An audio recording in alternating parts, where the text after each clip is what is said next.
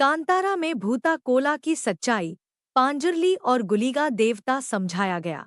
वुआ की तेज आवाज पूरे जंगल में गूंजती है। तभी अचानक एक मुखौटा सामने आता है। उसकी आंखें लाल चमक रही है, जैसे किसी अनदेखी शक्ति ने इंसानी शरीर पर कब्जा कर लिया हो। ये कोई नाटक नहीं है कोई साधारण डांस परफॉर्मेंस भी नहीं है ये कि ये पंजुरी और गुलिगा नाम के देव कौन है, इनका इतिहास क्या है। वेल, यही सवाल मेरे दिमाग में भी आया था और जब मैंने इस टॉपिक पर रिसर्च की थी तो मैं भी चौंक गया था। जिस मूवी को मैं सिर्फ इंटरटेनमेंट ले देख रहा था, उसका इतिहास की और इस रहस्यमयी सफर के शुरुआत होती है जंगल के रक्षक से। The protector of forest. अचानक ढोल की थाप गूंजती है, मशालों की रोशनी पत्तियों पर पड़ती है। गांव के बीच एक पंडाल सजा है और लोग अपनी आंखों में डर और विश्वास दोनों लिए खड़े हैं। ये कोई साधारण रात नहीं है, ये वो रात है जब देवता खुद ही। ये सिर्फ आवाज नहीं है, ये है जंगल की धड़कन। पंजुरी देव की कथा की बात करें तो कहा जाता है कि पंजुरी का जन्म कैलाश पर्वत के जंगलों में एक जंगली सूर के रूप में हुआ था। बचपन में तो वो काफी शांत और मासूम थे, लेकिन लेकिन पंजुरी थे माता पार्वती के काफी ज्यादा प्रिय। उन्होंने भगवान शिव को ऐसा करने से रोका और ये भी समझाया कि इसमें पंजुरी का दोष नहीं है बल्कि प्रकृति का है, ये उसका नेचुरल स्वभाव है। इसके बाद शिव जी का गुस्सा शांत हुआ और तभी से पंजुरी कोई साधारण जानवर नहीं रहे बल्कि भगवान शिव के इस आदेश की वजह से उन्हें शक्तियां मिली और धरती पर वो देव की रूप में जाने गए। इसके अलावा तुलुनाडु यानी भारत के क्षेत्र में मौजूद कई सौ गांवों में पंजु ये वही स्वरूप है जो भगवान विष्णु ने पृथ्वी को बचाने के लिया था। लेकिन जैसा कि अभी तक की कहानी से हम समझ पाए हैं कि पंजूरी का असली मकसद खेत, पेड़ पौधों की प्रकृति और इंसानों की रक्षा करना है। इसलिए तुलुनाडु के क्षेत्र और यही कारण है कि पंजूरी को हमेशा धान, नारियल, केले, लड्डुओं का भोग लगाया जाता है। उनकी पूजा शांति और समृद्धि का आशीर्वाद मानी जाती है। ये तो थी पंजूरी देव की उत्पत्ति की कहानी, लेकिन अब हम आते हैं असली पॉइंट पर कि कैसे धूल की आवाज तेज होती जाती है। पूजा कर रहे पुजारी का शरीर पसीने से भीगने लगता है। उसके चेहरे पर पंजूरी का मुकुट है जिसमें जंगली सूर की आकृति बनी हुई है और अचानक से उसकी चाल बदल जाती है, उसकी आंखें लाल हो जाती है। और सभी गांव वाले पंजूरी देव के सामने झुककर खड़े हो जाते हैं क्योंकि उन्हें पता है कि अब उनका खेत और फसल पंजूरी देव की निगरानी में है और वह उसे सुरक्षित रखेंगे। लेकिन ये देवता सुरक्षा देने के साथ साथ न्याय भी करते हैं। और ऐसा कई बार हुआ है पूजा के दौरान जब गांववाली अपनी समस्या लेकर पंजूरी के सामने आते हैं तो पंजुरी बिना कुछ पूछे उन्हें उनकी समस्या भी बता देते हैं और उसका समाधान भी बता देते हैं। और अगर किसी ने कोई क्राइम किया होता है ये कहानी तुलुनाडु के गांव में काफी ज्यादा प्रचलित है। कहा जाता है कि एक बार तुलुनाडु के बड़े इलाके पर राज कर रहे एक राजा ने गांव वालों से जमीन छीनने की कोशिश की और पंजुरी की पूजा का अपमान भी किया, जिसके बाद एक रात को और ये कहने के बाद अगले दिन ही राजा काफी ज्यादा बीमार पड़ गया और उसके बाद उसकी मौत हो गई। और सिर्फ यही नहीं बल्कि उसके परिवार के सभी लोग जो जमीन हड़पने के उसके काम में शामिल थे वो सभी एक एक करके मरते चले गए, उसका पूरा वन। लेकिन पंजुरी देवता के अलावा एक देव और भी हैं जिन्हें हमने एक अंतारा मूवी के चैप्टर 1 के क्लाइमाक्स में देखा था। उनका नाम है गुलिगा।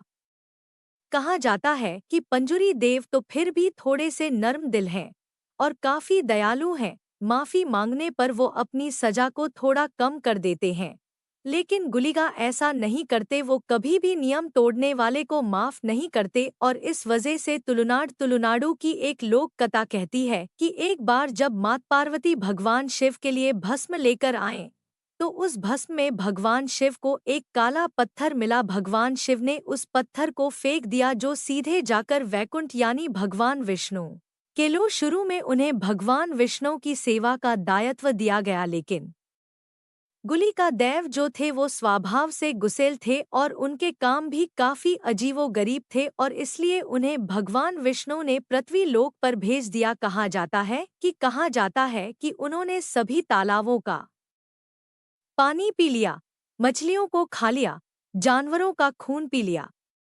ये सब करने के बाद भी उनकी भूख शांत नहीं हुई तो भगवान विष्णु ने उन्हें शांत करने के लिए अपनी एक उंगली तक दे दी।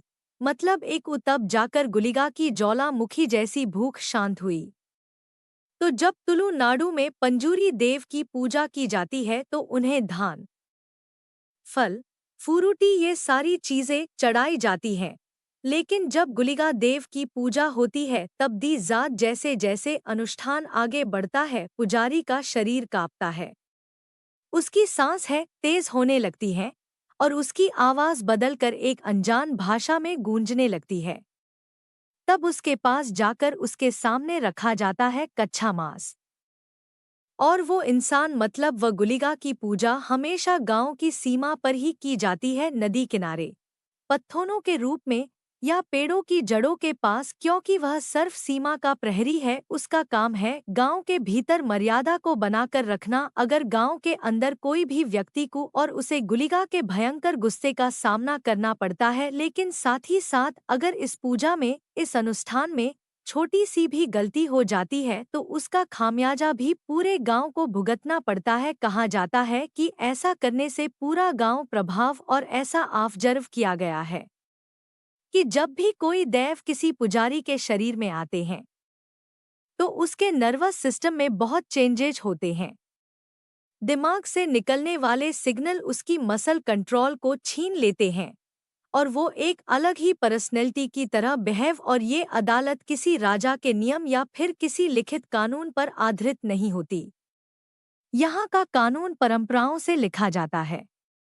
गांव के लोग अपने विवादों को लेकर देव के मंडप में आते हैं। खेत की मेड़ किसकी है, कुएं का पानी कौन लेगा, किसने, और देवता का रूप ले लेता है। और जब वो कोई फैसला सुनाता है तो गाँव वाले इस बात पर पूरा विश्वास रखते हैं कि ये फैसला पुजारी का नहीं बल्कि स्वयं देवता का है। ये जो नजारा होता है न, ये किसी भी कोर्ट रूम ड्रामा जे ज्यादा रोमांचक है। पुजारी के शरीर में जब देव उतरता है तो उसकी आंखें चलते अंगारों जैसी हो जाती हैं। उसकी आवाज में एक अलग सी गूंज लगती है। वो सीधे दोषी की ओर इशारा करता है और सच छुपा नहीं पाता। और ये ही वो क्षण होता है जब गांव का सबसरव एक बड़ा मजेदार किस्सा बताता हूँ, क्योंकि ये जो परंपरा है ना, ये कोई नई नहीं है और ब्रिटिश काल के दौरान भी इसी परंपरा से रिलेटेड, मतलब इस अनुष्ठान के दौरान एक घटना हुई थी 1894 में। आर्थर बर्नेल ने इस प्रथा को देखकर इसे टूल, लेकिन गांववालों ने उन्हें समझाने की बहुत कोशिश की कि भैया ये कोई शैतान नहीं है बल्कि ये देवता है। बाद में 20वीं सदी में क्लॉस बर्कनर और यू पद्मनाभा उपाध्याय जैसे शोधकर्ताओं ने इस पर गहराई से जब स्टडी किया तो ये सामने आया, भूता कोला रिचुअल का सबसे बड़ा प्रभाव ये था कि इसने जात पात की दीवारों को तोड़ डाला था, क्योंकि इसमें जो पुजारी अनुष्ठान को निभाते थे वो अक्सर समाज की निचली जातियों से आते हैं और जिस रात देव उन्नो अतरते हैं उस रात चाहे वो अमीर हो चाहे वो ब्राह्मण, ये पल समानता को, उस विचार को जन्म देता है जिसे मॉडर्न सोसाइटी भी अचीव करने में संघर्ष कर रही है। और यही कारण है कि इस परंपरा को कर्नाटक की लोक संस्कृति का सबसे बेहतरीन हिस्सा माना जाता है। वैज्ञानिक दृष्टिकोण से भी दे कि अगर लोग मानते हैं कि झूठ बोलने पर देवता पकड़ भी लेंगे और तुरंत दंड भी देंगे तो वो सच बोलने पर और मर्यादा निभाने पर मजबूर हो जाते हैं। और इस तरह गुलेगा गांव की कानून व्यवस्था का हिस्सा है और उनका बनाया गया ये सिस्टम, इस दोनों देव एक दूसरे के पूरक माने जाते हैं। और अगर आप इंटरेस्टेड वो टू नो अबाउट माँ दुर्गा, उनकी पावर्स और उनके वेपन्स के बारे में डिटेल में जानना चाहते हो तो इस वीडियो को चेक आउट जरूर करना। यह जो फिल्म कंतारा मूवी के क्लाइमैक्स में शिवा में देवता उतरते हैं तो दर्शक सिर्फ एक सिनेमैटिक सीन नहीं देखते हैं बल्कि उस भूत कोला की झलक देखते हैं जो कि सदियों से तुलुनाडु में चलता आया है। फिल्म में जब शिवा जमीन को छू कर कहता है जंगल बोल रहा है, कंतारा में ये भी दिखाया कि गुलिगा सिर्फ पूजा करने नहीं आते बल्कि न्याय दिलाने भी आते हैं। और मूवी में देवेंद्र नाम के जमींदार का अंत इसी डिवाइन जस्टिस का परिणाम था। वो तलवार जिसे उसके पूर्वजों ने कभी त्यागा था, उसी से उसका और गांव के लोग इसे किसी रेवेंज सीन की तरह नहीं बल्कि भूता कोला की अतलत का फैसला मानते हैं। और आपको जानकर हैरानी होगी कि आज भी इस परंपरा का महत्व बिल्कुल भी कम नहीं हुआ है, जिसमें भूता कोला को भी शामिल किया गया था। इसका मतलब ये है कि दुनिया अब इस प्रथा को केवल एक स्थानीय अंधविश्वास नहीं मानती बल्कि इसको एक कल्चरल हेरिटेज मानती है। तो कैसा लगा आपको कंतारा मूवी का ये इतिहास जानकर? यदि आपको वीडियो पसंद आए तो कृपया टिप्पणी करें और साझा करें।